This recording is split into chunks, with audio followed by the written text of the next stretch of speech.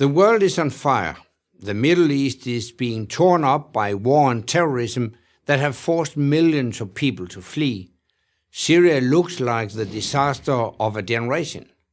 Iran seeks to dominate the region and openly declares its intention to wipe a sovereign nation off the map, while in Eastern Europe, a resurgent Russia has seized Ukrainian territory by force of arms. China is flexing its muscles against its neighbors around the South China Sea. There is only one nation in the world capable of putting out these fires. That nation is, of course, the United States. Many Americans will argue, understandably, that this is not fair. It may not be fair, but it is a fact. Only America has the diplomatic reach, the financial resources, and the firepower to lead the free world against the autocrats, rogue states, and terrorists that are trying to overwhelm it. As the Prime Minister of Denmark from 2001 to 2009, and the Secretary General of NATO from 2009 to 2014, I know how important American leadership is. I've seen firsthand what happens when America tries to lead from behind instead of leading from the front.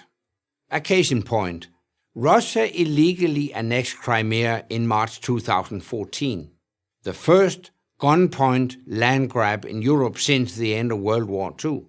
US Secretary of State John Kerry called it an unbelievable act of aggression. He went on, "You just don't, in the 21st century, behave in 19th century fashion by invading another country on a completely trumped up pretext." This might be an admirable statement of principle, but as a guide to policy, it is dangerously naive, because whether it was believable or not, it happened. The first half of the 20th century was the bloodiest in human history. That was before America became a global superpower. Since America's ascendancy, the major world powers have coexisted in relative peace. Now that peace is threatened, and America must step forward again. Simply put, no one else can do it. Europe is too weak and divided to lead the world. The free nations have an essential role to play, and they must shoulder their full share at the cost. But only America has the credibility to lead. This is not just about money or manpower. It's also about morality. Only America has the moral greatness to lead the free world, not for the sake of power, but for the sake of peace.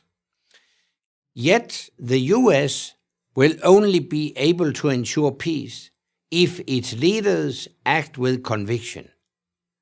If the world even thinks that America lacks the will to use force or enforce its red lines, it leaves a vacuum that will be filled by corrupt autocrats, rogue states, and murderous terrorists. As tempting as retreat might be, it won't make America and the other freedom-loving countries safer or more prosperous. History shows us the bad guys don't stay in their own neighborhoods. We only need to look at Pearl Harbor or 9/11 to be reminded that the safety of Americans is deeply connected to the rest of the world. And the stability that has permitted the vast and worldwide economic expansion since World War II, an expansion that has lifted billions of people out of poverty, could not have happened if America had not guaranteed it. But freedom, stability, and prosperity don't come for free. And They are not the norm, they are the exception. An American retreat will unleash a new plague of dictators and oppressors who seek to undo all the good America has done to secure peace and prosperity around the world for decades. And that could lead to a fire no one will be able to put out. I'm Anders Fogh Rasmussen for Prager University.